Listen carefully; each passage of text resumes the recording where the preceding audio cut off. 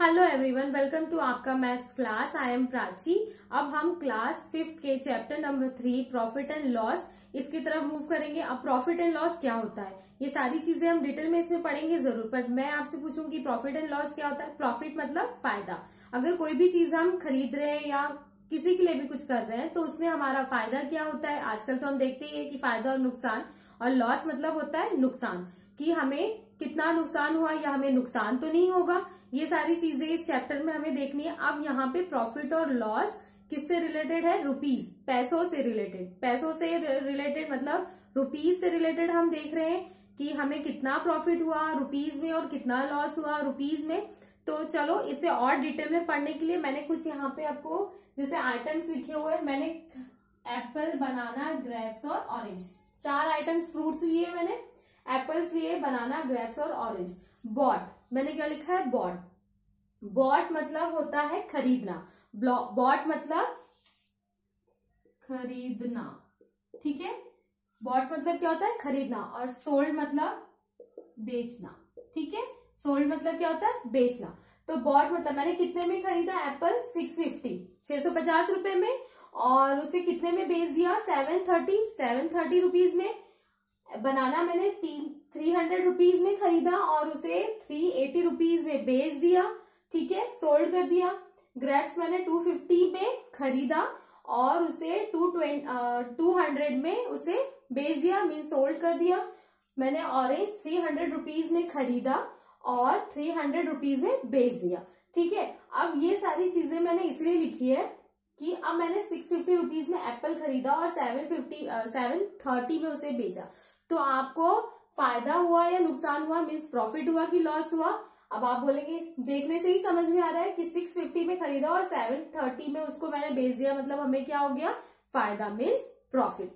यहाँ पे मैंने बनाना खरीदा 300 रुपीज में और 380 में उसे बेच दिया, मतलब इसमें भी क्या हुआ मुझे? फायदा, मीन्स प्रॉफिट। अब मैंने ग्रेप्स 250 में खरीदा और 200 रुपीज में उसे बेच दिया। खरीदा 250 में और 200 रुपीज में बेच दिया, मुझे फायदा हुआ या नुकसान? नुकसान, मीन्स लॉस। और ये ऑरेंज मैंने 300 रुपीज में खरीदा और 300 रुपीज में बेच दिया, ना मुझे फायदा हुआ ना मुझे नुकसान हुआ, बराबर। तो हमें ये चीज कैसे पता चली? आपने क्या किया? सोल्ड में से इसको माइनस किया, बॉट को, तो आपको प्रॉफिट लॉस पता चला। इसको इससे से माइनस किया तो आपको प्रॉफिट पता चला। तो हम बेसिकली इसी पे से फॉर्मूला बनाएंगे। सोल्ड मतलब होता है सेलिंग प्राइस, सोल्ड मतलब क्या होता है? Selling price. और बॉट मतलब होता है कॉस्ट प्राइस। बॉट मतलब होता है कॉस्ट प्राइस, जो हम खरीद रहे हैं, खरीदी कीमत, और सेलिंग प्राइस मतलब हमारी बेचने की कीमत। तो प्रॉफिट का फॉर्मूला क्या बन जाएगा? सेलिंग प्राइस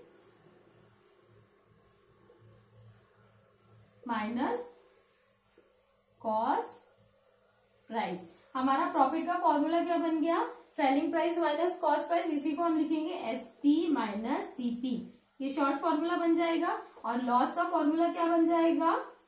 लॉस का फॉर्मूला, ये 250 में मैंने उसे खरीदा था ग्रेप्स को और 200 में बेच दिया, मतलब cost price minus selling price.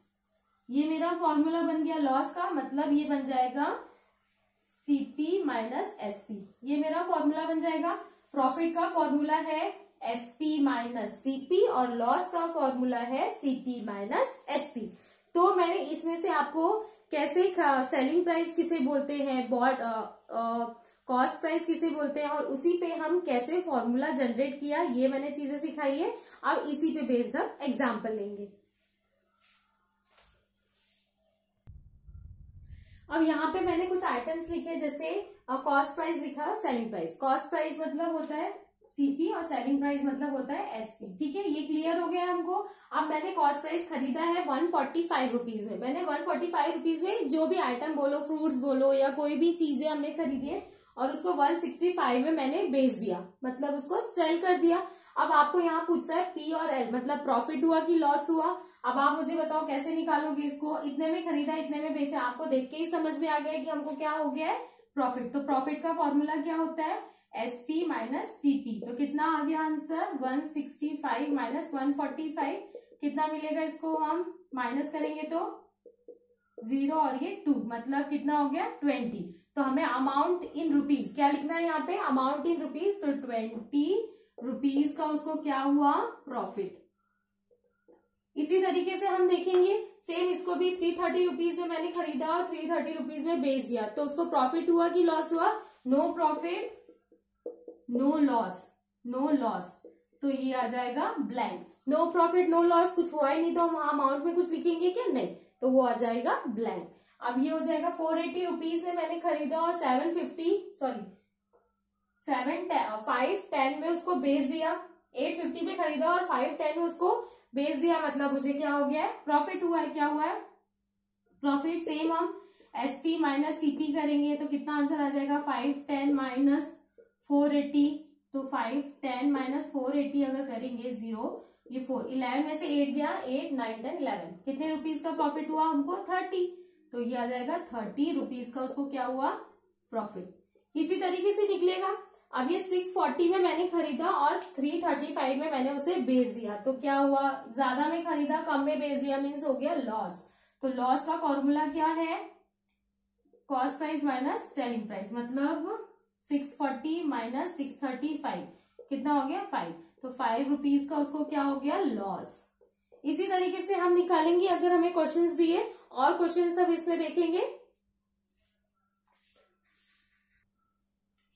अब मैंने देखो प्रॉब्लम लिखा है कॉस्ट प्राइस, सीपी मतलब कॉस्ट प्राइस, एसपी मतलब सेलिंग प्राइस, ये चीज क्लियर हो गई है। कॉस्ट प्राइस मैंने लिखा है 980, खरीदने की कीमत मेरी कितनी है 980। अब उसमें लॉस मुझे हुआ है 250 रुपीज का। मैंने कोई चीज खरीदी है जिसकी प्राइस है 980 रुपीज और मुझे लॉस हो गया है 250 रुपीज का, और मुझे क्या निकालना है, सेलिंग प्राइस। तो मेरा सेलिंग प्राइस कितना होगा, तो लॉस हो गया, तो लॉस का फॉर्मूला तो पहले ही हमको पता है क्या होता है, cost price minus selling price, यही होता है लॉस का फॉर्मूला।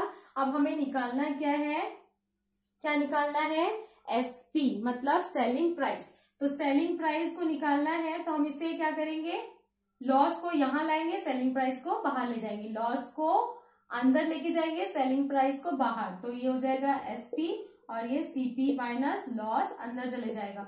ध्यान से देखेंगे, बहुत इंपॉर्टेंट स्टेप है। मैंने क्या किया है,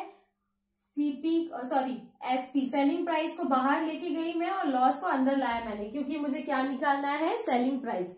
तो सेलिंग प्राइस कितना है, कॉस्ट प्राइस कितना है मेरा 980 और लॉस कितना है 250 और एसपी हमें निकालना है, तो 980 माइनस 250 मैंने करूंगी तो 0 3 और ये 9 में से 2 गया, ये बचा 7।